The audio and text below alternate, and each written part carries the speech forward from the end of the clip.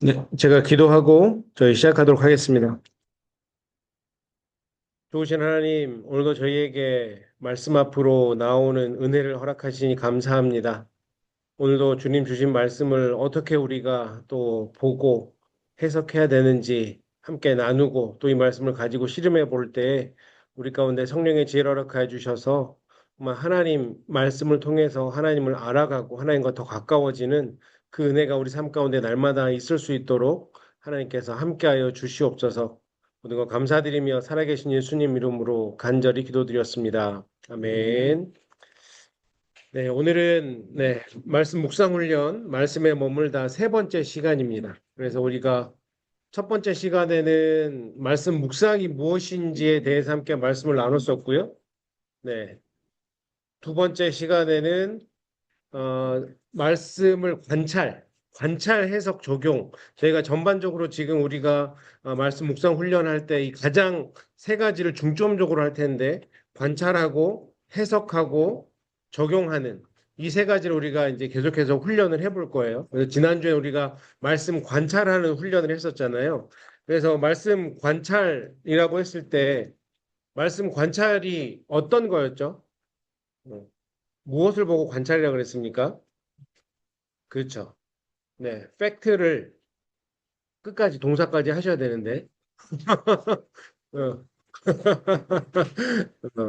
그렇죠. 말씀이 적혀 있는 것만 보는 거예요. 그렇죠. 내 생각을 넣는 게 아니고 말씀이 뭐라고 하는지 본문에 있는 사실 그대로만 보는 것을 관찰이라고 했습니다. 누가 나오는지, 어떤 말이 반복되는지, 어떤 행동을 하는지, 어떤 장소인지, 어떤 상황인지, 이런 것들을 있는 그대로 살펴보는 것, 이것을 관찰이라고 말씀드렸잖아요. 그래서 우리가 익숙하지 않아서 자꾸 그냥 내가 예전에 봐왔던 그 인포메이션을 가지고 성경을 보니까 있는 그대로를 보지 않고 내 생각까지 더해져서 보니까 그럴 때 오는 현상이 어떤 거냐면 그냥 내가 아는 그 내용으로만 본문이 보인다라고 하는 거죠.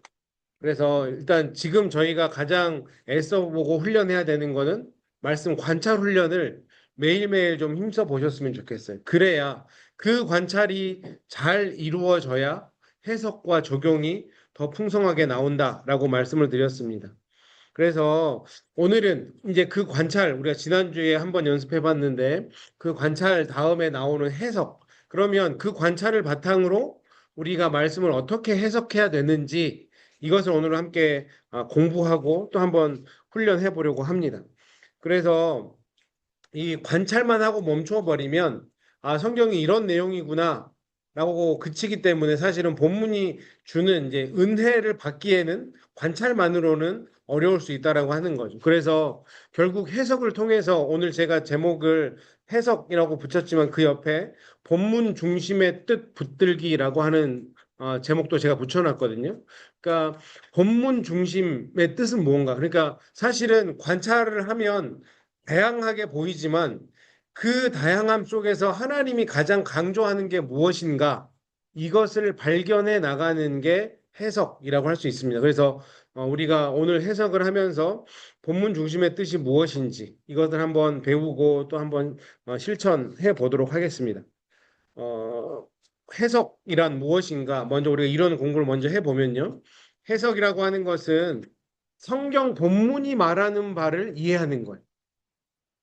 좀 잘못 생각하면, 지난주까지는 갑갑하셨잖아요. 내 생각을 넣고 싶은데 자꾸 박 목사가 성경이 뭐라고 얘기하냐. 그게 아니다, 그게 아니다 하니까 좀 답답했잖아요. 그래서 이제, 그래. 지난주에 관찰은 끝났으니, 이제는 내가 내 마음대로 성경을 보면 되겠구나. 라고 생각할 수 있지만, 그러면 또 오류가 생겨요. 해석이라고 하는 거는 성경 본문이 말하는 의미를 찾는 거예요. 그 팩트, 보여지는 팩트를 통해서 그 팩트가 주고자 하는 의미를 찾아가는 과정이 해석이라고 하는 거죠. 그래서 해석은 본문을 읽고 이 말씀이 무엇을 뜻하는가? 그러니까 이 해석은 본문에 기록되어 있지 않는 내용이겠죠.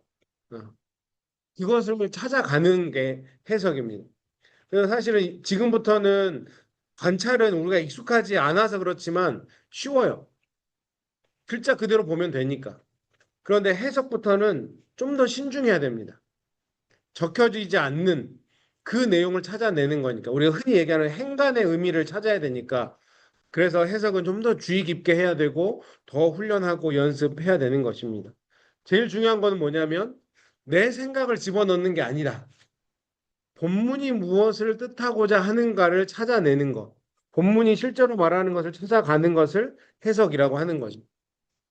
우리가 흔히 어, 이런 큐티 같은 거 할 때 마지막에 이제 본문을 묵상하고 제 생각에는요. 저는 이렇게 느껴졌어요라고 얘기를 많이 하죠. 내 생각에는 이런 뜻 같아요. 그런데 그런 얘기를 하기 전 단계, 성경이 얘기하는 것. 그러니까 거기는 사실은 적용의 단계까지 들어가는 거고요. 내 생각에는 이라고 하는 것. 그리고 내 삶에 이렇게 적용하는 것은 이 다음 주에, 이 다음 시간에 우리가 공부하는 거고, 해석까지는 철저하게 본문 중심으로 해석을 해야 된다. 성경이 말하는 것이 나에게 무엇을 얘기하고자 할까를 깊이 고민해 보는 게 해석이다라고 하는 거죠. 아직까지는 여러분의 자아를 좀 더 내려놓고 내 생각을 좀 내려놓고 계속해서 하나님의 포커스를 하셔야 된다라고 하는 것. 이게 해석의 단계에서 해야 될 일입니다. 그래서 해석은 느낌이나 추측이 아니에요. 해석은 느낌이나 추측이 아닙니다. 해석은 관찰한 사실을 바탕으로 본문이 말하는 그 중심을 끄집어내는 것. 그러니까 해석을 하면서 제 느낌에는요 하면 안 되는 거예요. 왜냐하면 해석 단계까지는 하나님이 뭘 얘기하시나를 고민해야 되니까 내 느낌이 들어가면 안 된다라고 하는 거죠. 그래서 관찰은 무엇이 보이는가였잖아요. 있는 그대로니까. 성경이 무엇을 얘기하고 있는가, 본문에서 드러나는 사실이나 단어나 어떤 문장 구조나 인물이나 배경이나 있는 그대로를 파악하는 단계가 관찰이라면 해석은 그것을 토대로 그것이 무엇을 뜻하는가를 찾아가는 과정이다. 관찰된 사실들을 종합해서 본문의 의도와 중심 메시지를 깊이 이해하는 것이 해석이다라고 이해하시면 좋을 것 같아요. 그러니까 관찰은 보여지는 그대로, 해석은 보여지는 것 가지고 하나님의 의도가 무엇인가를 찾아내는 것. 여기서 바로 내가 들어가 버리면 내가 복음이 되니까 잘못하면 이단으로 갈 수도 있고 이단에 가까워질 수도 있고 조심해야 된다. 그렇다면 왜 해석이 중요한가? 왜 바른 해석이 중요한가?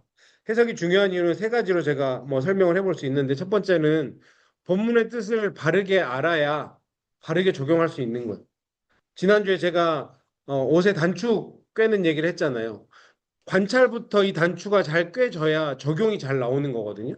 그런데 관찰은 잘 했는데 해석이라는 단추를 잘못 꿰버리면 적용도 잘못된 방향으로 갈 수 있기 때문에 해석까지 올바르게 돼야 그것이 내 삶에 어떤 영향이 있는지, 무엇을 내 삶에 어떤 변화를 가져오기를 원하는지 우리가 알 수 있다라고 하는 거죠. 그래서 이 해석을 잘 해야 진짜로 내 삶에 유익할 수 있는 그런 말씀 묵상이 될 수 있다라고 하는 거죠.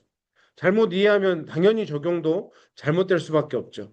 그렇게 되면 어떤 결과가 나옵니까? 하나님 말씀에 순종하는 게 아니라 내 생각에 순종하는 일이 벌어지는 거예요. 해석이 잘못되면 하나님 말씀에 순종하는 게 아니라 그냥 내가 내 생각에 순종하는 거예요. 그냥 성경을 빗대어 내 생각에 순종하는 거죠.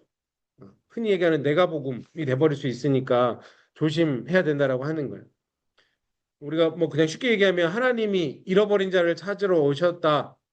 이것을 하는데 이걸 내가 잘못 해석해 버리면 하나님이 잃어버린 자를 찾으러 오시는데 사람을 통해서 때로는 일하시니까 내가 열심히 해야겠다라고 하는 결론에 나오게 됐는데 그게 하나님이 의도하신 바가 될 수도 있고 아니면 내 열심이 될 수도 있는 거야.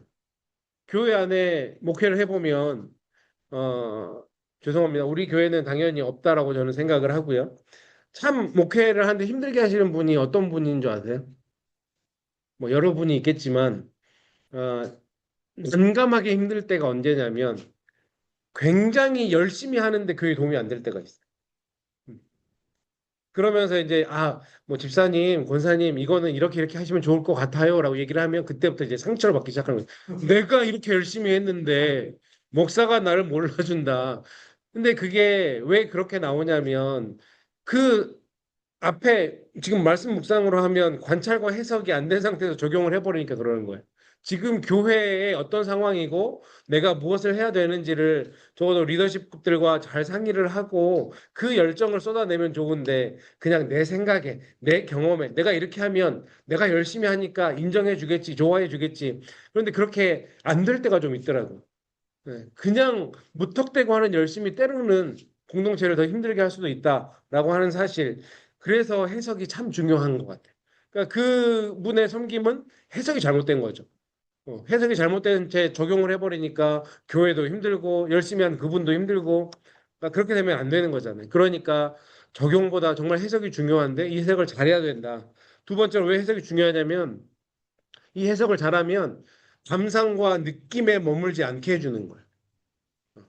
감상과 느낌에 머물지 않게 해준다. 말씀을 읽고 은혜 받는 거 사실 중요하죠. 우리가 사실 은혜 받으려고 말씀을 읽는 거잖아요. 내 삶이 변화해야지는 은혜를 받기 위해서 우리가 말씀을 읽는 건데 이 은혜라고 하는 게 언제나 바른 해석을 보장하지 않는 것 같아요.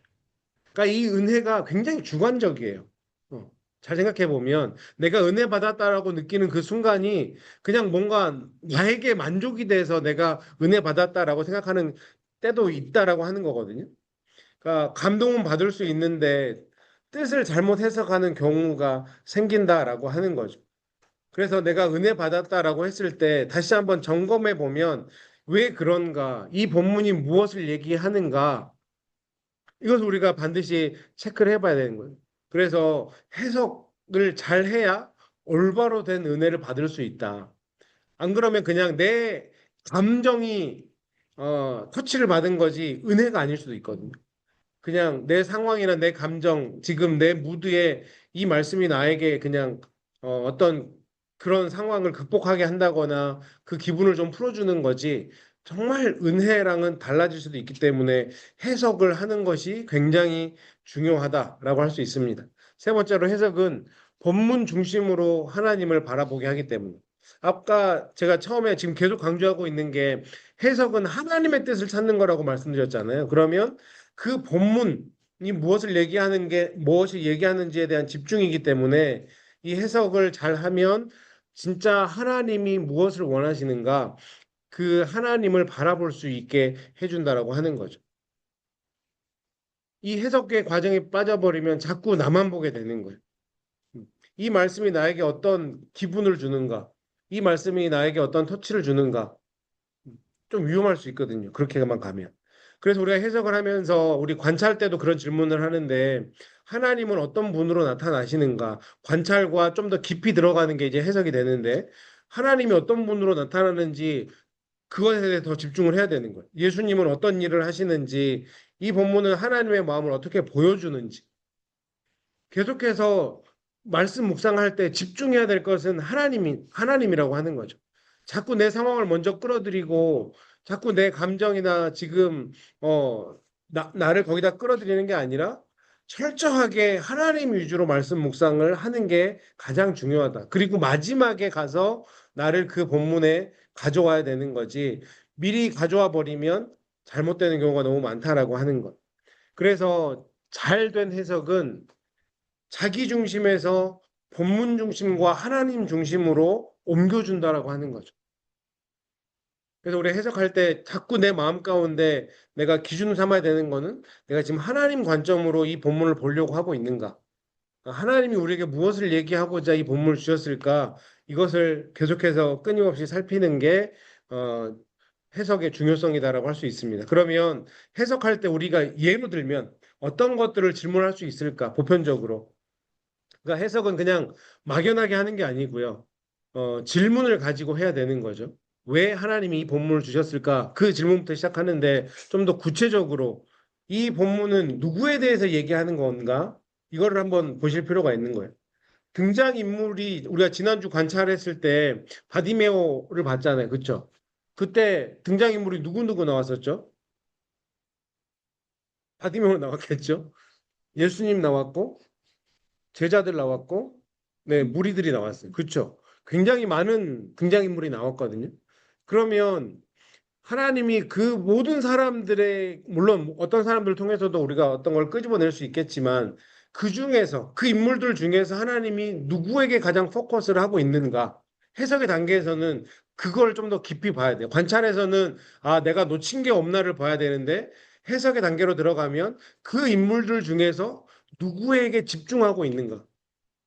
그래서 우리가 지난주 바디메오로 보면 가장 집중되는 인물 둘은 누굴까요?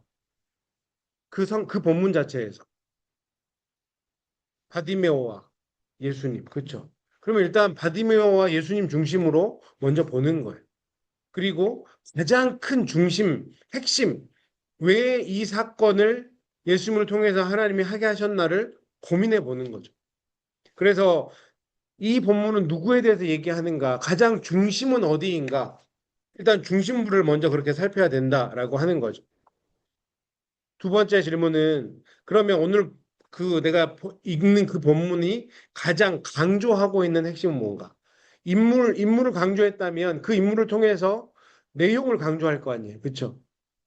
우리가 이따 또 이 마가복음으로도 시간이 되면 나눠보긴 하겠지만 미리 좀 해보면 그러면 왜 예수님과 바디메오로 강조해서 하나님은 무엇을 말씀하고 싶었던 걸까요?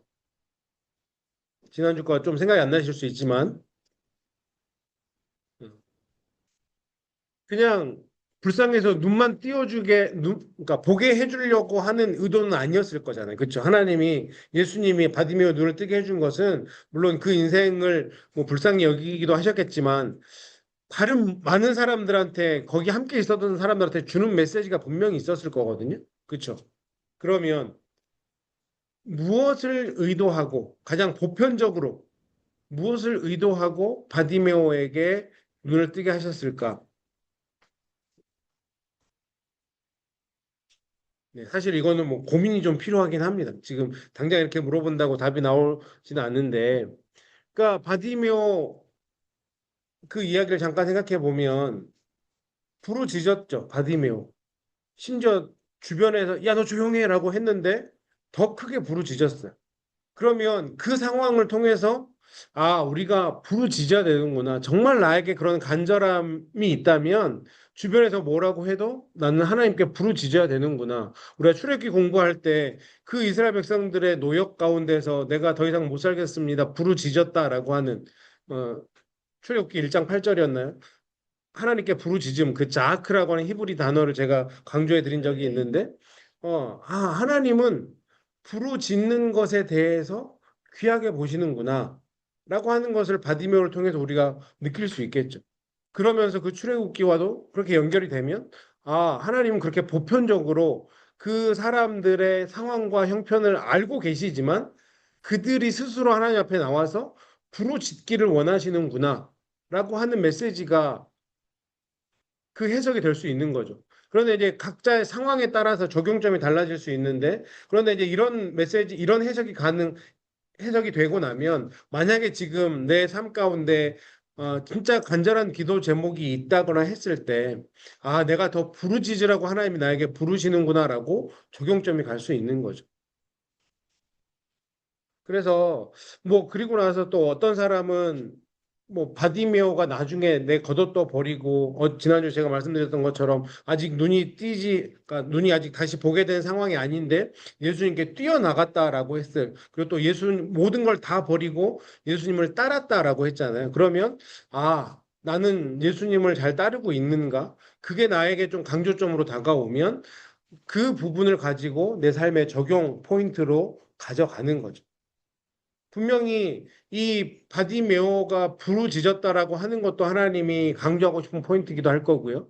그렇게 부르짖고 눈만 뜨고 모른 척 하는 게 아니라 예수님을 따라갔다라고 하는 그것도 분명히 하나님이 우리에게 강조점을 줄 수 있는 거거든요. 그러면 그 모든 해석들은 올바로 된 해석이라고 할 수 있죠. 그러면 그 해석을 가지고 내 삶에 적용할 때 이게 가장 건강한 말씀 묵상이라고 할 수 있는 거죠. 그래서 우리가 해석을 할 때 본문은 누구를 강조하고 있는가, 또 어떤 내용을 강조하고 있는가, 이것이 가장 중점적인 질문 내용이 될 수 있죠. 세 번째는 하나님은 어떤 분으로 나타나는가?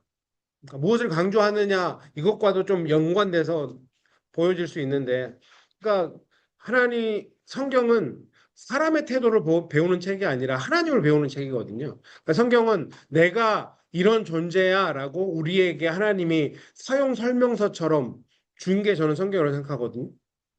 그러니까 정말 네가 나를 알고 싶냐? 그러면 내가 지금 이 오랜 시간 동안 인간들의 역사 속에서 이렇게 일해 왔으니 이걸 보면 내가 어떤 존재인지 니네가 알 수 있을 거야. 라고 성경을 주신 거예요.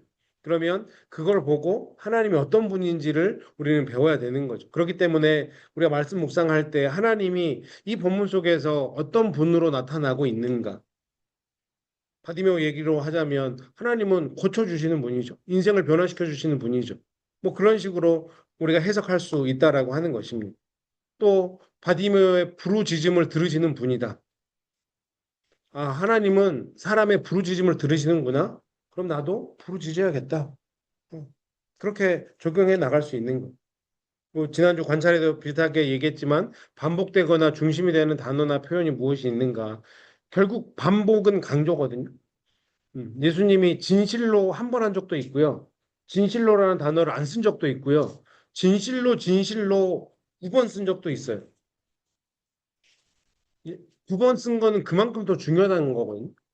그러면 더 집중해서 봐야 되는 거죠. 뭐 그 단어뿐만 아니라 같은 장면인데 계속해서 좀 반복되는 것들이 있다면 분명한 의도가 그 안에 들어있기 때문에 거기에 집중해야 된다라고 하는 겁니다. 다섯 번째는 이 본문이 당시 사람들, 그 당시 상황에 그 청중들에게 주었던 의미가 무엇인가, 그것도 한 번 더 생각해 봐야 되는 거죠. 그리고 나서 그걸 가지고 요즘 시대로 넘어와야지 그냥 이 말씀을 가지고 나에게 무조건 가져오면 안 된다. 해석할 때는 일단은 일차적으로는 본문 안에서 해석을 하는 게 중요하다고 하는 겁니다. 그리고 나서 오늘 우리에게 주는 영적인 메시지가 무엇인가? 이거는 가장 마지막에 해야 되는 작업이라고 할 수 있습니다. 그래서 해석할 때 주의사항을 다시 한번 말씀드리면 관찰 없이 바로 결론으로 가시면 안 돼요. 단축되는 거 기억하세요. 관찰하시고 해석하셔야 돼요. 해석에서도 하나님 중심으로 하나님이 왜 이 본문을 주셨을까? 이것을 우리가 반드시 집중해야 된다라고 말씀드렸습니다. 두 번째는 내 경험만으로 본문을 읽으면 안 돼요. 내가 겪은 일이 중요하긴 하죠. 그런데 본문의 뜻보다 내 경험이 앞서면 결코 안 됩니다. 그러면 성경이 왜곡될 수 있어요. 이게 제가 설교하면서 가장 많이 경험되는 건데 제가 뭔가 의도를 갖고 설교를 할 거 아닙니까? 그렇죠? 그냥 막 아무거나 얘기하지 않을 거 아니에요. 그러면 설교 끝나고 나왔는데 아 목사님 너무 은혜 받았어요 하시면서 제 의도와는 전혀 다른 얘기를 하면 굉장히 당황스러워요. 물론 뭐 넓게 보면 아 성령님 이렇게라도 또 터치를 하셨구나라고 생각할 수는 있겠지만 그거는 제가 볼 때 그런 경우가 가끔 있는 이유가 뭐냐면 그냥 내 경험만으로 설교를 다 받아들여 버리는 거다. 이거는 맨 마지막에 하는 거다라고 하는 것을 기억하셨으면 좋겠어요. 목회자가 왜 저 설교를 할까 한번 좀 고민해 보시는 것도 좋아요. 그 다음에 본문 밖의 의미를 억지로 넣지 않는다. 뭐 다 비슷한 내용이라고 생각이 되는데요. 일단은 본문 위주로 철저하게 보셔야 돼요. 자꾸 뭔가를 가져오시면 안 돼요. 그리고 부분만 보고 전체의 뜻을 놓쳐서도 안 됩니다. 해석의 단계니까 네, 너무 부분적으로만 그게 전부이냐 그렇게 보시면 안 된다라고 하는 거죠. 그냥 단어 하나에 꽂혀가지고 그냥 그 단어만 드립다 보면 어, 전체 본문을 왜곡할 수 있는 거죠. 예를 들어서 바디메오 이야기에서 저 사람이 겉옷을 버렸네. 거기에만 내가 너무 꽂혀가지고 뭐 예수님도 안 보이고 다른 것도 안 보이고 나는 집도 내가 가진 것도 다 팔고 그냥 그렇게 해야겠다라고 가면 안 된다라고 하는 거죠. 그래서 균형이 있어야 된다. 너무 부분만 뭔가 내 마음 가운데 오는 단어가 있긴 하겠죠. 그렇지만 해석의 단계에서는 전체적인 밸런스를 보셔야 돼. 그래서 결국 우리가 하고자 하는 건 뭐냐면 해석의 단계에서 본문 중심의 뜻 붙들기 이게 목표예요. 본문 중심의 뜻 붙들기. 자꾸 내가 앞서면 안 됩니다. 그래서 우리가 첫 번째는 관찰한다 그랬잖아요. 이게 본문의 재료라고 할 수 있죠.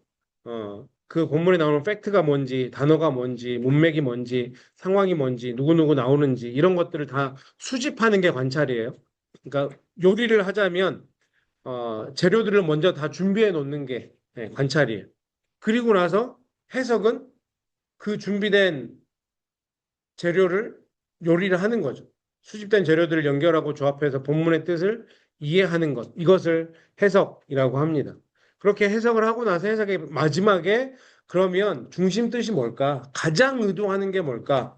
본문이 가장 강력하게 전달하려고 하는 핵심 메시지를 붙드는 것. 이것이 해석에서도 말미에 이게 가장 핵심 뜻이구나 라고 하는 그것을 붙잡을 수 있어야 된다라고 하는 거죠. 그래서 관찰은 재료를 모으는 거고요. 해석은 그 재료를 엮어서 뜻을 이해하는 거라면 중심 뜻은 그 본문이 우리에게 가장 강력하게 들려주는 메시지. 그러니까 앞에서 제가 요리를 예로 들어 설명해 드렸는데 만약에 뭐 새우 야채 볶음을 해요. 새우 야채 볶음은 오늘 나의 목표야. 그러면 재료는 뭘 준비해야 될까요? 새우가 있어야 되고 야채가 있어야 되죠. 뭐 파프리카나 뭐 브로콜리나 양파나 대파나 당근이나 이런 것들 다 썰어놔야 될 거 아니에요. 그렇죠? 그게 관찰이에요. 그다음에 양념 아니 요리는 제가 죽어도 안 하는데 이거를 제가 예로 들려고 준비를 한 거예요. 네, 아내가 들으면 억울해할 거예요. 저 사람 집에서는 숟가락도 안 놓는데 뭐 저한테 그런다고 할까 봐. 뭐 양념도 필요하죠. 뭐 식용유도 필요하고요. 참기름도 필요하고 뭐 참깨 같은 것도 필요할 거 아니에요. 그것까지가 관찰이에요. 그럼 해석은 뭘까요? 네. 그 야채도 볶는데도 먼저 들어가야 되는 게 있죠. 당근 같은 거는 빨리 더 먼저 오랫동안 볶아야 되니까 당근을 먼저 넣어야 되고 그러니까 천천히 익어가는 순서대로 야채를 볶고 새우는 그래도 말랑말랑하니까 마지막에 넣고 양념을 하고 그렇게 해야 새우 볶음이 되는 거잖아요. 그러면 자, 제가 뭘 한다 그랬죠? 새우 야채 볶음을 해요. 그러면 마지막에 그 새우 야채 볶음에 가장 맛있어야 되는 건 뭘까요? 새우가 되거나 뭐 야채가 돼야 되잖아요. 그렇죠? 그런데 갑자기 뭐 간장이 너무 맛있다거나 그러면 네, 실패되는 거잖아요. 그렇죠? 새우가 맛있게 되려고 야채도 넣고 사실은 뭐 양념도 넣는 건데 나는 참깨가 제일 맛있더라 이러면 안 되는 거잖아요. 근데 말씀 묵상에 잘못하면 그렇게 된다고요. 어. 재료들을 다 모아놓고 이거를 진짜 여기서 중요한 게 뭐지? 새우 야채 볶음을 하는데 참깨만 계속 집어먹고 있는 분은 거의 없을 거예요. 그렇죠? 그건 본능적으로 우리가 알잖아요. 주님이 말씀을 우리에게 이렇게 딱 주셨는데 거기서 핵심을 붙들어야 되는데 자꾸 나는 참깨면 충분합니다. 참깨만 계속 먹다가 이거는 참깨 요리구나라고 생각하면 그 맛있는 재료를 사와서 음식을 만들어줬던 엄마의 마음이 많이 아프겠죠. 우리가 말씀 묵상을 그렇게 하면 하나님의 마음이 많이 아플 수 있다. 그러니 해석을 잘해야 된다라고 하는 겁니다. 자, 이제 우리가 실습을 한번 해보려고 해요. 제가 지난주에 과제를 내드렸습니다. 누가복음 10장 1절부터 10절. 누구 이야기였습니까? 삭개오 이야기였어요. 삭개오. 관찰해 오셨어요? 네. 그러면 우리 본문을 그래도 한 번 더 보고 여기 네. 글씨가 좀 작아서 또 죄송한데 성경이 있으시면 성경을 보시고 이게 또 보이시면 이것도 보셔도 됩니다. 제가 한 절 여러분이 한 절 천천히 네 성경을 묵상할 때는 빨리 읽지 말자고 제가 말씀드렸죠. 천천히 단어가 뭔지 다시 한번 뭐 지난 한 주간 동안 많이 묵상하셨겠지만 그래도 다시 한번 다시 천천히 생각하면서 읽어볼게요. 우리 한 절씩 교독합니다. 예수께서 여리고로 들어가 지나가시더라.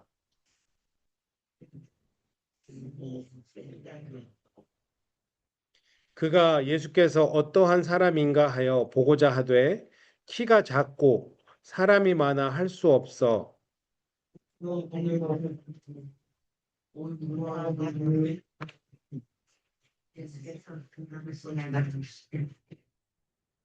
예수께서 그곳에 이르사 쳐다보시고 이르시되 삭개오야 속히 내려오라. 내가 오늘 내 집에 유하여야 하겠다 하시니 뭇 사람이 보고 수군거려 이르되 저가 죄인의 집에 유하러 들어갔도다 하더라. 여호와께서 주의 주여 보시옵소서. 내 소유의 장판이 바다는 살이 나의 구비의 것을 쓰며 당신은 자기 내 것들을 예수께서 이르시되 오늘 구원이 이 집에 이르렀으니 이 사람도 아브라함의 자손이미로다. 인자가 온 것은 잃어버린 자를 찾아 구원하려 함이니라. 아멘. 자, 관찰해 오셨으니까 제가 질문을 한번 해볼게요. 이 본문에서 반복되는 어떤 단어들, 아니, 쉬운 것부터 할까요? 등장인물, 예수님, 삭개오, 사람들, 무사람, 네, 이라고 그렇게 얘기를 했죠. 그러면, 네, 여기서 뭐 혹시 내가 관찰할 때는 이런 단어들이 어, 반복이 되고 좀 강조가 됐던 것 같다라고 느껴졌던 단어가 있으세요? 삭개오, 그렇죠. 이름이 계속 반복됐죠. 또 만남이란 단어가 반복이 됐나요? 구원. 음. 저는 보다, 보고자, 보시고 그 단어들이 반복되더라고요. 음. 뭐 아주 계속해서 집중적으로 반복되는 단어는 없는데 이런 것들이 좀 반복이 됐다라고 생각이 되어졌어요. 그런데 여기서 좀 볼 수 있는 거는 대조되는 대조되면서 표현되는 것들이 있거든요. 이건 조금 관찰이 어려운 부분이긴 한데 삭개오와 예수님이 대조되는 부분이 있어요. 어떤 부분이 좀 대조가 됐을까?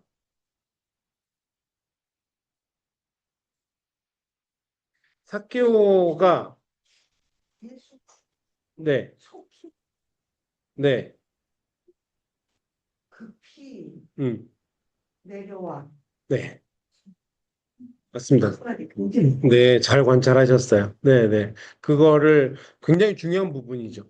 속히 내려오라고 했더니 급히 내려왔다.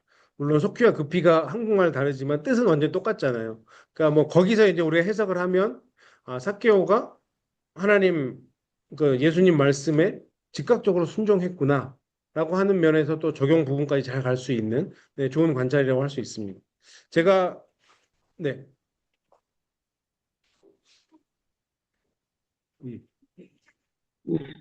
네, 음, 아,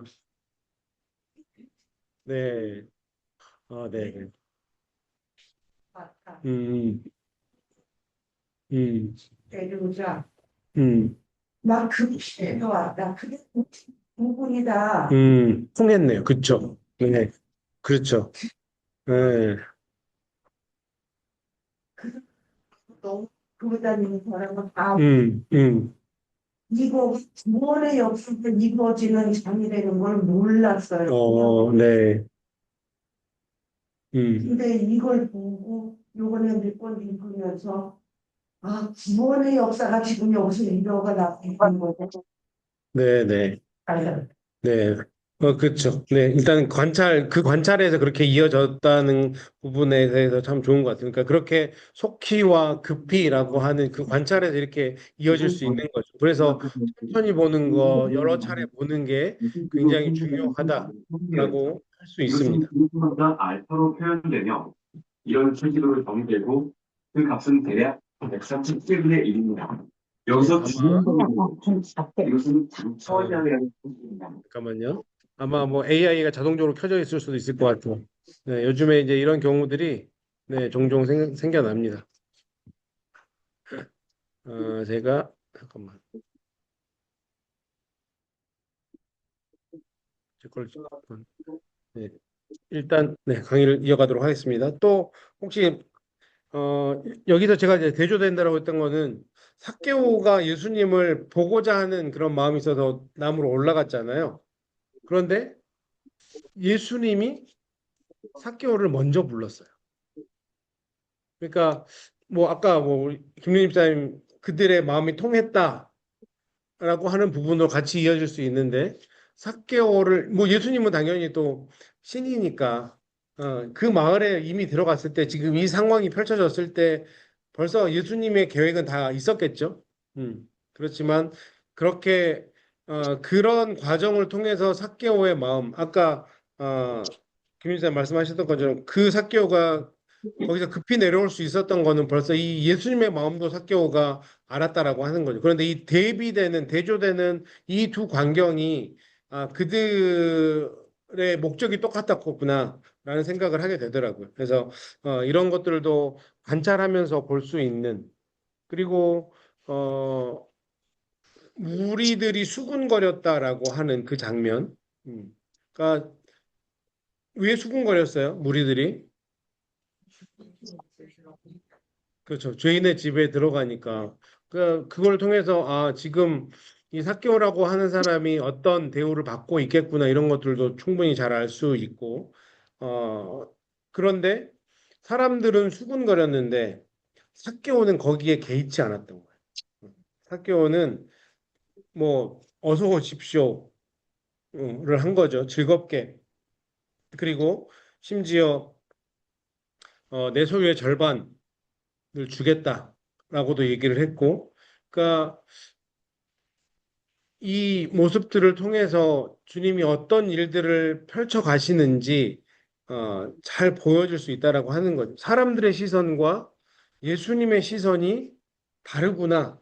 어, 그 사람들이 수군거리는데 예수님이 들어가겠다라고 하는, 그러니까 들어가겠다고 했을 때 사람들이 수군거릴 것도 충분히 예수님 아셨겠지만 그렇게 하시는 이유는 그걸 통해서 뭔가 또 레슨을 하기 위해서 이 사람들이 깨닫기 위해서 주신 거라고 생각이 들거든요. 그래서 이제 이런 장면들 우리가 관찰을 잘 하면 그런 것들을 볼 수 있다라고 하는 거죠.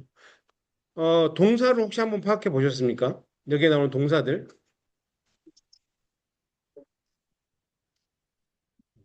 이 동사를 파악할 때, 이렇게 좀 집중적으로 나오는 인물들 있잖아요. 여기는 예수님과 삭개오가 집중적으로 나오잖아요. 그러면 예수님과 관련된 동사를 따로 한번 적어보고, 삭개오와 관련된 동사를 한번 따로 적어보면, 제가 지난주에 잠깐 말씀드렸는데, 동사를 보면 유익한 게 뭐냐면, 그 사람의 행동이 나오거든요. 그러니까 지금 그 사람이 어떤 것을 추구하고 있는지, 뭘 하고 있는지, 동사를 보면, 어, 알 수가 있어요. 네, 삭개오를 보면서 제가 한번 찾아봤더니 보고자 하되 볼 수 없다. 앞으로 달려갔다. 올라갔다. 급히 내려왔다. 즐거워 영접했다.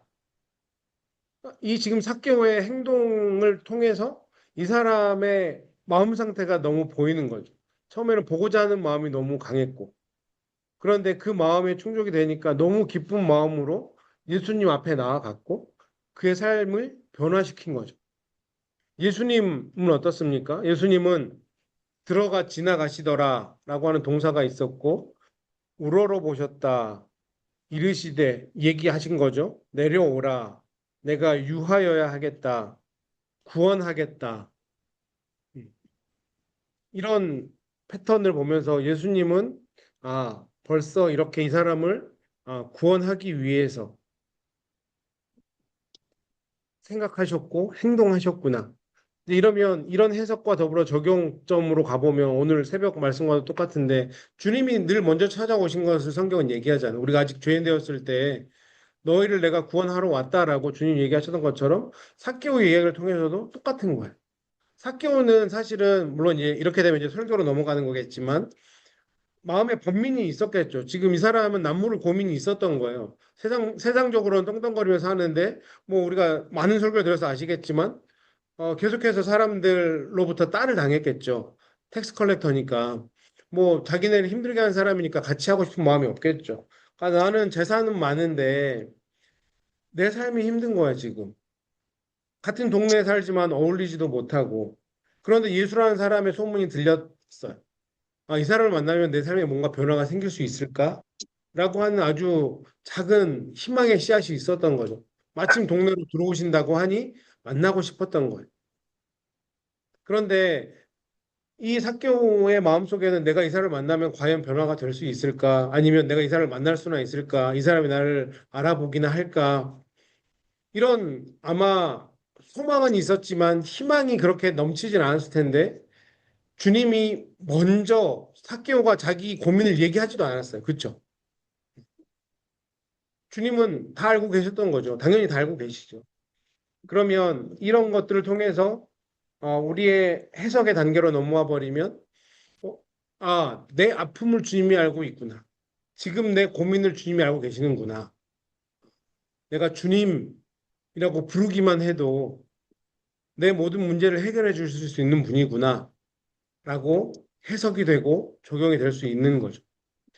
그래서 일단은 이런 관찰이 중요한 사실을 지난주에도 말씀드렸지만 관찰하고 본문대로 해석하는 것이 중요하다. 그러면 시간이 많이 흘렀으니까요. 오늘 해석, 이 본문 가지고 먼저 그러면 해석을 좀 해보도록 하겠습니다. 자, 오늘 본문의 관찰을 통해서 정리된 흐름은 어때요? 예수님이 여리고로 들어와서 지나가셨어요. 그렇죠? 삭개오는 어떤 사람이었습니까?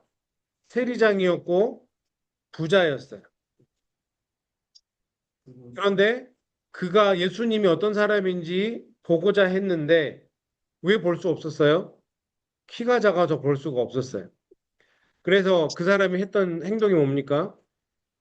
네, 돌 무화과 나무로 요즘 번역은 옛날에 뽕나무인데 요즘은 돌 무화과 나무로 번역됐더라고요.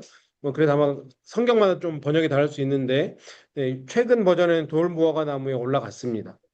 그랬더니 예수님이 어떻게 하셨어요? 삭개오 보고 이름을 부르시며 속히 내려오라고 말씀을 하셨어요. 그러면서 더불어 뭘 얘기했습니까? 뭐 하시겠대요? 내가 네 집에서 유하야겠다라고 말씀하셨어요. 그래서 삭개오가 급히 내려와서 즐거워하고 영접을 했어요. 사람들의 반응이 어떻습니까? 수군거렸어요. 죄인의 집에 들어갔다고. 삭개오는 어떤 결단을 했습니까? 내 소유의 절반을 가난한 자들에게 주겠다. 또 내가 누구의 것을 속여 빼앗은 일이 있으면 네 배로 갚겠다. 사실은 속여서 빼앗은 일이 적었을까요? 많았을까요? 엄청 많았을 거예요. 그러면 이제 이건 이제 해석의 단계로 넘어가는데, 그러면 다 상관없어요. 이 사교의 고백은 내가 재산이 많아. 이걸 주고도 나는 먹고 살아. 이게 아니고 내가 그동안 내 삶이 얼마나 잘못되어 있었는지를 깨닫고 내가 뭐 흔히 얘기하는 빈손 털털이가 돼도 나는 주님을 만났으니까 괜찮습니다라고 하는 고백인 거거든요. 그래서 내 값전에 갚겠다라고 했고 그렇게 얘기했을 때 주님이 삭개오에게 뭘 얘기했습니까? 이 집에 구원이 이르렀다. 너도 아브라함의 자손이다라고 말씀해 주셨죠. 자, 이게 본문의 흐름이에요. 기본적인 관찰 내용입니다. 그러면 오늘 이 말씀을 통해서 조금 더 이제 해석의 단계로 넘어가 보면 삭개오는 어떤 사람이고 어떤 행동을 보이며 살았을까요? 뭐 쉬운 질문이죠, 이거는. 위축되고. 위축되고, 음, 증오의 대상이고, 그렇죠. 그 당시에 뭐 텍스 컬렉터들은 완전히 합법적인 나쁜 놈이었거든요. 네, 네, 그러니까 로마에서 원하는 금액이 있었어요. 네. 로마에서 원하는 금액이 있었고 그 금액만 징수하면 되는 게 아니고 네가 얼마든지 징수해도 네 능력껏 징수해라. 너는 이만큼만 나라에 로마에 바쳐라 했기 때문에 마음 놓고 나쁜 짓을 하던 사람이었어. 웬만하면 사람들이 아유 적당히 했으면 너도 네 잡이다 생각을 했을 텐데 그렇게 동네에서 왕따를 당할 정도면 이 사람도 꽤 심했을 것 같아. 네. 그랬더니 점점 더 고립되고 외로워지니까 삶의 고민이 시작된 거죠. 그런데 이 사람이 예수님을 만나야겠다, 예수님에 대해서 궁금하겠다라고 생각하고 어떤 행동들이 나왔습니까? 네, 적극적이었죠. 네, 나무에 올라가요. 사실 부끄러운 행동이거든요. 나무에 올라가는 건. 왜냐하면 이 사람도 그래도 내 속은 골마 터져 있을지라도 다른 사람들 앞에서는 얼마나 목에 힘 좀 줬겠습니까? 그렇죠? 어깨에 힘이 많이 들었을 거예요. 그런데 내 단점이에요. 키가 작은 건. 네, 키가 작아서 나무에 올라가는 건 사람들에게 웃음거리가 되는 거거든요. 그런데 그것을 마다하지 않고 그 행동을 한 거죠. 그러니까 지금 이 사람의 행동을 보면 뭐 앞서 달려간다, 나무에 올라간다, 급히 내려온다, 즐거워하며 영접한다. 굉장히 적극적인 사람인 거죠. 텍스도 그래서 적극적으로 많이 걷었을 것 같아. 네. 네. 그러니까 그 성격이 나오는 거죠. 그러니까 이런 것들을 통해서 아, 삭개오는 이런 사람이었을 것이다라고 하는 해석을 우리가 먼저 해놓고 또 다른 쪽으로 넘어가 보면 자, 예수님이 먼저 삭개오를 부르신 것은 무엇을 보여주는가? 제가 아까 잠깐 언급을 했죠. 예수님이 삭개오가 얘기할 때까지 기다리지 않으셨어요. 그렇죠? 삭개오는 사실은 아무 말도 안 했어요. 예수님하고는. 근데 예수님이 알고 불러주신 거잖아요. 그러면 이 부분을 우리가 해석을 해봐야겠죠. 아, 왜 삭개오가 아직 얘기하지도 않았는데 예수님은 저렇게 먼저 삭개오를 부르셨을까? 이름을 먼저 부르시고. 네, 알고 있었죠. 알고 있었으니까 당연히 부르셨겠죠. 그러니까 예수님은 이미 그 사람에 대해서 알고 있었어. 음, 그렇죠. 음, 계셨겠지만, 네, 그 정도 적극적으로 행동을 하는구나. 네, 그렇죠. 예수님도 그 마음도 있으셨을 거예요. 그래서 아, 나도 그러니까 이거는 뭐 해석의 차원이니까 어떤 게 맞는지 모르겠어요. 어, 저 같은 경우는 이 말에 들어오기 전부터 예수님은 다 계획이 있었겠다. 너는 다 계획이 있었구나. 어떤 영어 대사처럼 다 계획이 있었을 텐데 그래도 거기까지는 기다렸던 거죠. 삭개오가 뽕나무에 올라가는 적극성을 보이는 데까지는 주님은 기다리셨던 거예요. 그러니까 이런 일들을 통해서 우리가 해석할 수 있는 건 뭐냐면 주님의 주도적인 주권적인 은혜가 있다고 하는 거죠. 늘 주도적으로 주님은 우리 삶 가운데 개입한다고 하시는 겁니다.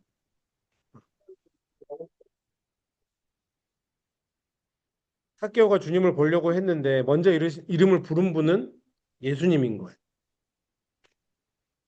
그래서 이 본문은 삭개오가 예수님을 찾았다라고 얘기하는 것보다는 그런 해석에서 보자면 주님이 삭개오를 먼저 찾아오셨다라고 해석하는 게 맞는 본문이겠죠. 예수님은 왜 삭개오의 집에 유하여야겠다고 하셨을까요? 조금 더 깊은 해석을 해보면 그 방법이 아니어도 삭개오 구원하실 수 있을 만한 충분한 분인데 왜 그 집에 들어가서 스테이 하겠다라는 동네 사람들에게 보여주기 위해서 뭔가를 보여주기 위해서 또 어떤 뜻이 있을까?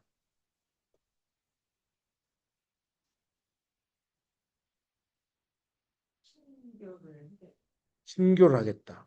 네. 했고, 먹고 마시고. 네. 그렇죠. 네. 릴레이션십. 저는 그 부분을 해석을 했어요. 신교, 관계. 그러니까 그냥 그 자리에서 구원을 베풀 수도 있잖아요. 예수님이 뽕나무에 내려와, 야, 너 믿음 좋다. 니네 집 구원 받은 거야. 그냥 얘기하고 다른 데로 가셔도 돼. 그런데 그 집에 가서 내가 여기 유하여야겠다라고 한 사실은 뭐냐면 내가 너랑 관계를 갖겠다라고 하는 거를 의도적으로 보여주는 거거든요. 아, 구원받으면 하나님과 예수님과 관계가 생기는 거구나. 식사도 하고 얘기도 나누고 시간도 스펜타임도 하고 아, 이게 구원받는 거구나. 라고 어떤 사람들은 생각하지 않았을까요? 아, 내가 구원받는다라고 하는 건 그냥 내 영혼만 잘 되는 게 아니라 정말 내 눈앞에서 그분과 함께 시간을 나누고 얘기를 나누고 식사를 하고 그게 진짜 구원이구나. 얼마나 좋을까라는 것을 보여주기 위해서 그 집까지 들어가셨다라고 저는 해석이 되어집니다. 자, 그 옆에서 수군거렸던 사람이 있어요. 내가 유하야겠다고 하니까 그 수군거림은 무엇을 드러낼까? 그 수군거림을 성경에 하나님이 기록해 놓으셨잖아요. 왜 수군거림을 기록해 놓으셨을까? 이거는 아까 얘기했지만 스케오에 대한 사람들의 반응이죠. 그런데 이 장면을 통해서 하나님이 또 우리에게 뭘 얘기하고 싶을까? 관점과 관점이 어, 제 원고를 미리 보고 오셨나요? 저 같은 해석을 했던 거예요. 아, 사람들의 관점과 하나님의 관점은 다를 수 있고. 근데 우리가 신앙생활 하다 보면 자꾸 사람들의 관점에 우리가 너무 많이 휘둘릴 때가 있어요. 물론 신경 써야 되죠. 사람들의 관점을 또 무시하고 독불장군처럼 했다가는 또 사교처럼 따당하는 경우가 있긴 한데 우선순위가 바뀌지 말자는 얘기죠. 나는 하나님의 관점이 먼저인가? 사람들의 시선과 사람들의 말이, 예. 그러니까 하나님의 관점이 나에게 더 영향력이 있는가? 사람들의 말이 영향력이 있는가? 근데 우리는 자꾸 사람들의 말에 영향력을 너무 받으려고 한다고 하는 거죠. 이제 이 부분은 적용까지 이제 이렇게 되면 이 해석을 해놓으면 적용은 오히려 더 간단해지는 거죠. 그러니까 사실 해석까지가 좀 어렵다고 할 수 있어요. 해석까지 올바른 해석을 하면 적용은 오히려 노력의 부분이죠.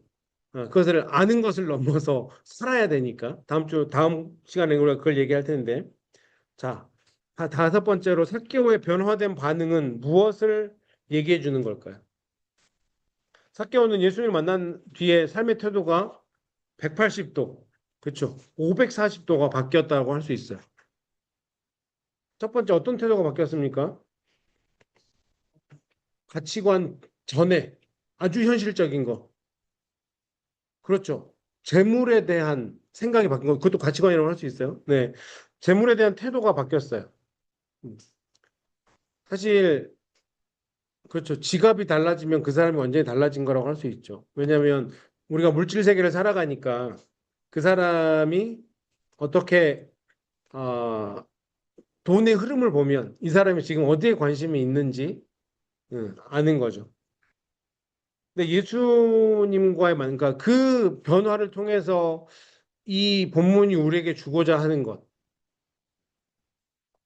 예수님과의 만남이라고 하는 거는 그냥 감정적인 이모셔널 체인지만 있는 게 아니고 삶의 실제적인 변화를 가져온다라고 하는 걸 보여주는 것.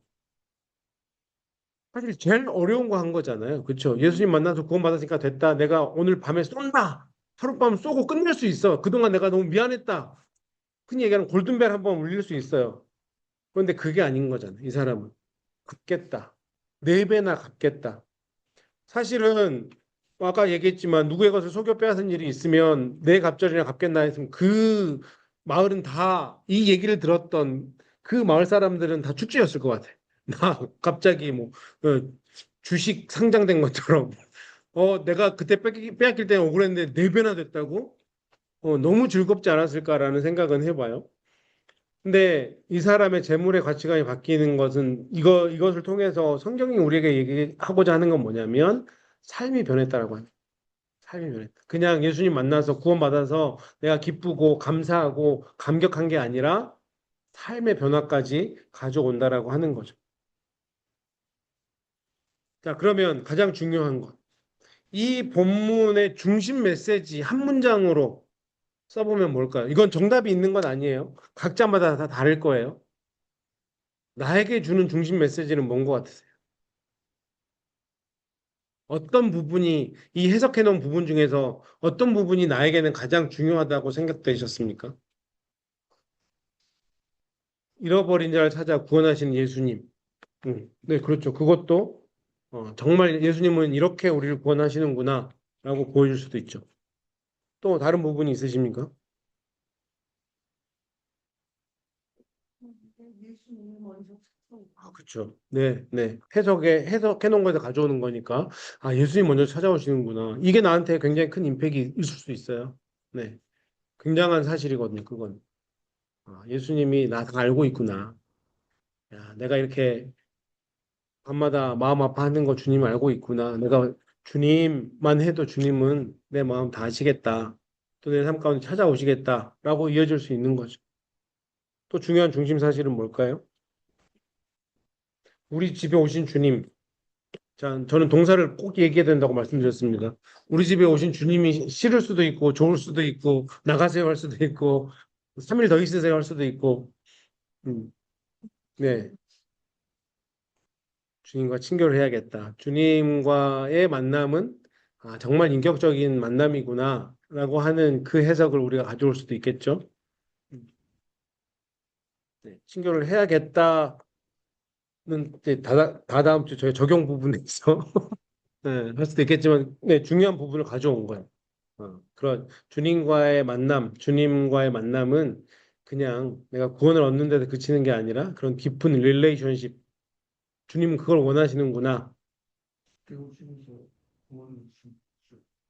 삭개오 집에서 구원을 수 구원을 선포하셨다. 완전 구원했다. 네, 그리고 그러니까 아브라함의 자손처럼 자손으로 인정을 받았다. 네, 행동을 적극적으로 해야 된다. 그렇죠. 삭개오가 그렇게 뽕나무에 때로는 필요하죠. 때로는 필요해요. 뭐 그게 뭐 우리의 삶 속에서 보면 그런 게 요구될 때가 있는 것 같아요. 뭐 때때로는 뭐 아주 비근한 예로 뭐 예배 드릴 때 어떤 사람은 막 손을 들고 찬양하기도 하고 근데 정말 내가 간절하면 내가 하나님께 조금이라도 더 가까이 가고 싶어서 저는 손을 든다고 생각하거든요. 뭔가 잘난 체하거나 믿음 있어 보이려고 하는 게 아니라 너무 감사하고 하나님 내가 조금이라도 더 가까이 가고 싶습니다라고 하는 의미로 저는 든다고 생각을 하는데 그런 행동들이라도 또 이렇게 어찌 보면 지금 뽕나무에 올라오고 계신 거거든요. 이 수요일 날 굳이 안 오셔도 되는데 이런 행동들을 통해서 우리가 주님을 만날 수 있겠구나, 라고 하는 것을 해석을 통해서 또 우리가 깨달을 수 있게 되는 것 같습니다. 그래서, 네, 뒤에 종교가 있을 때 운동을 네, 네, 네.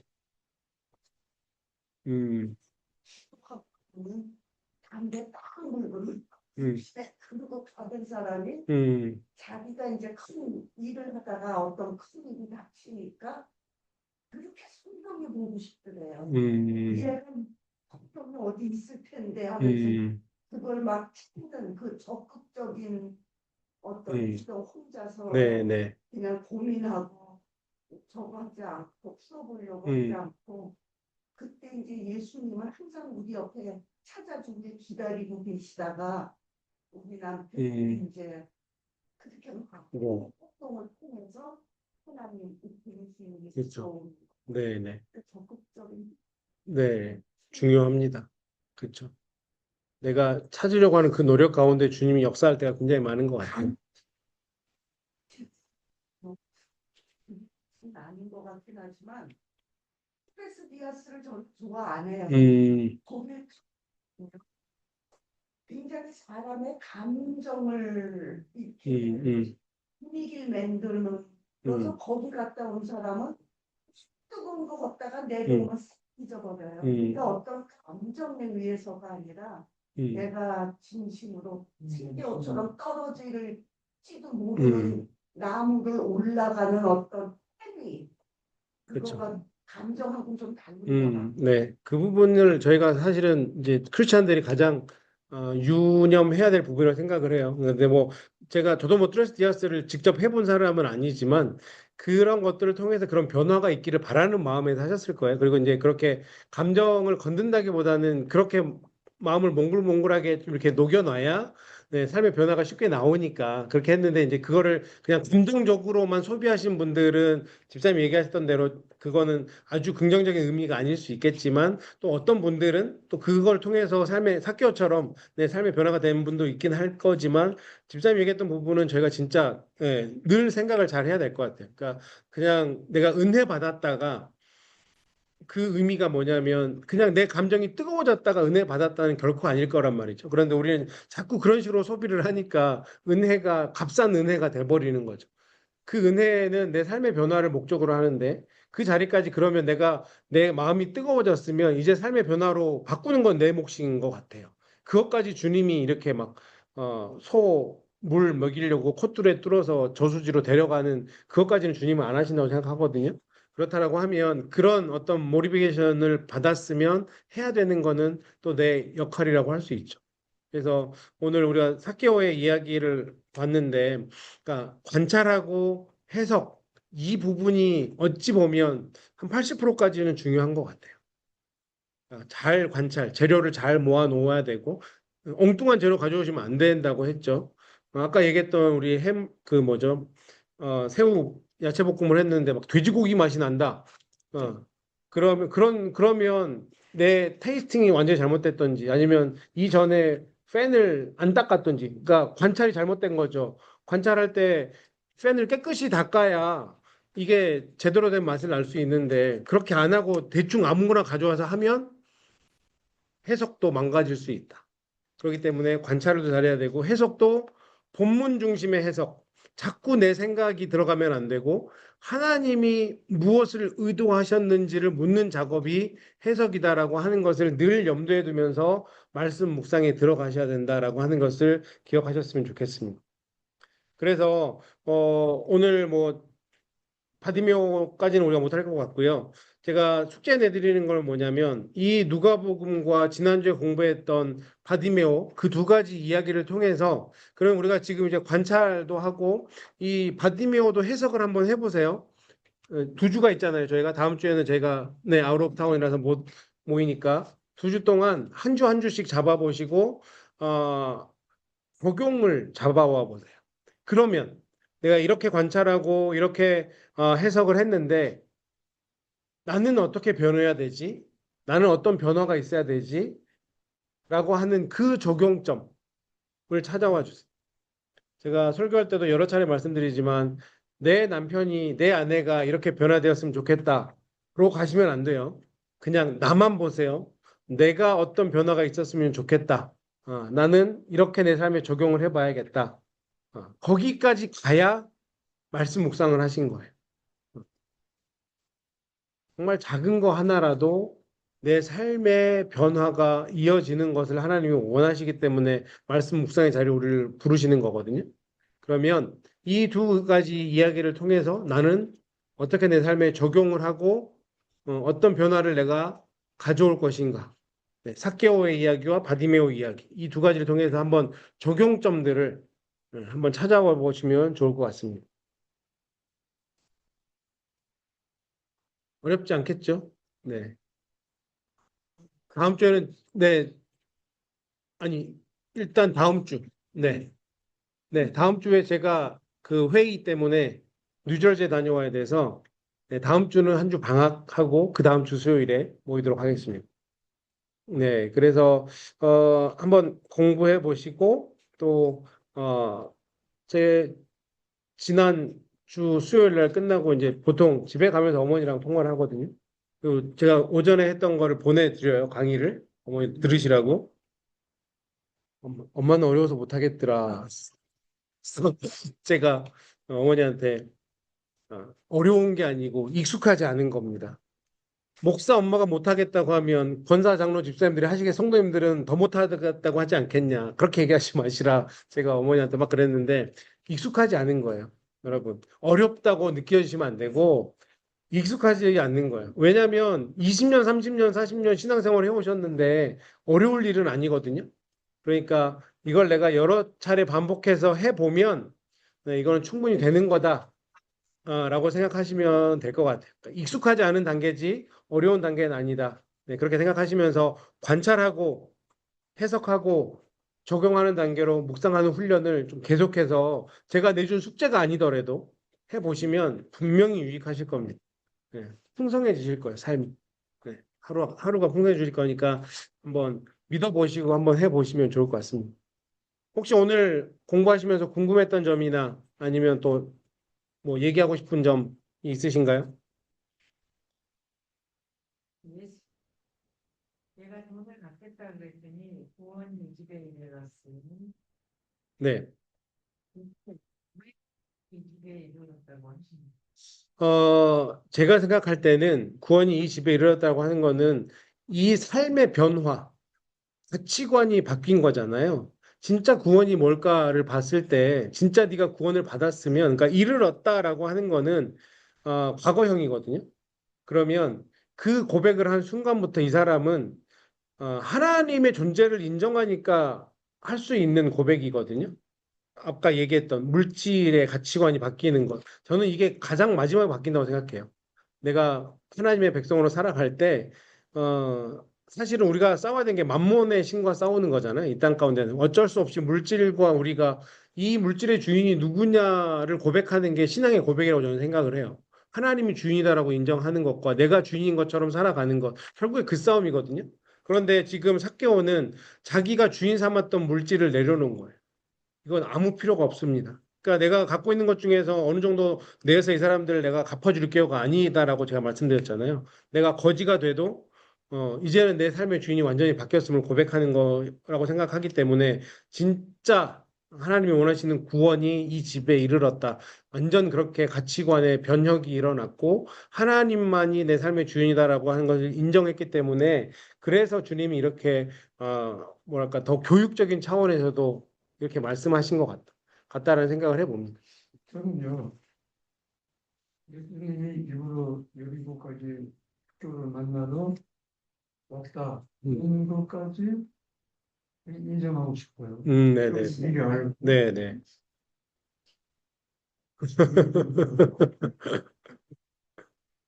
그래서 예수님이 사도를 만났는데 사도 입장에서는 제가 키도 작고 이러니까 올라갔어. 그래서 사람도 많고 그러니까 올라가서 예수님 보고 그랬더니 너 빨리 내려와. 그래서 예수님이 예정한 대로 사도를 만나서 네 집에 유하겠다. 그래서 그 집까지 갔어요. 근데 그 과정이 그렇게 뭐 갑작스럽게 막 사교가 자기가 그 믿음이 막 생기고 왜 그랬을까? 갑자기 구원을 받아가지고 막 이렇게 변화가 일어나고 그거보다는 평소에 이 사교라는 이 사람이 어떤 영적인 갈급함이 미리 좀 있지 않았을까? 그렇죠. 네네. 근데 이게 계기가 돼가지고 그것이 살아나서 예수님이 구원을 받지 않았어요. 그렇죠. 그러니까 그런 그렇게 생각을 해보게 되는데 네, 그렇게 맞아요. 근거를 삼을 수 있는 이유가 뭐냐면 예수라는 사람에 관심이 있었던 거예요. 그렇죠. 그 당시에 뭔가 소문이 풍성했던 저 사람 만나면 뭔가 삶이 바뀐다던데 저 사람 뭔가 참 스승이라던데 이런 그런 소문을 듣고 나도 그 사람을 만나면 지금 내 삶이 좀 변화가 될 수 있을까라는 근본적인 질문이 그 안에 있었겠죠. 그리고 나서 예수를 만난 순간 놀라운 역사가 정말 한순간에 그렇게 바뀌어 버리는 거다라는 생각이 들거든요. 그렇기 때문에 우리 안에 그렇게 갈급한 마음이 늘 있어야 되는 거죠. 그러면 정말 요즘 이제 성령님이 역사하시니까 성령님이 우리 마음 가운데 정말 뭐 불씨 하나만 주셔도 그냥 폭발하는 그런 역사들, 변화의 역사들이 일어날 수 있는 거죠. 그래서 이 말씀을 보면서 나는 그러면 갈급함이 있는가? 나는 삭개오 같은 뭔가 내 인생에 대한 생각이나 또 내 삶이 진짜 올바로 되기를 원하는 그런 갈급함이 있는가라는 것들을 고민해보고 적용해 볼 수 있는 부분이 될 수 있겠죠. 네, 감사합니다. 자, 제가 기도하고 오늘은 여기서 마치도록 하겠습니다. 하나님 감사합니다. 오늘도 우리가 함께 주님의 말씀을 어떻게 해석해야 되는지 공부했습니다. 하나님 말씀을 관찰하고 해석하고 적용하는 이 단계들을 통해서 우리가 하나님을 더 깊이 알아가는 놀라운 은혜가 우리의 매일매일의 삶 속에 일어날 수 있도록 주님 인도하여 주시고 아버지 하나님 그렇게 우리의 삶이 날마다 주님의 말씀으로 주님의 은혜로 풍성해져서 이 세상 그 어떤 것보다도 주님 때문에 감사하고 기쁨이 넘쳐나는 삶을 살아갈 수 있도록 우리를 붙잡아 주시옵소서. 모든 것 감사드리며 살아계신 예수님 이름으로 간절히 기도드렸습니다. 네. 아멘. 수고하셨습니다.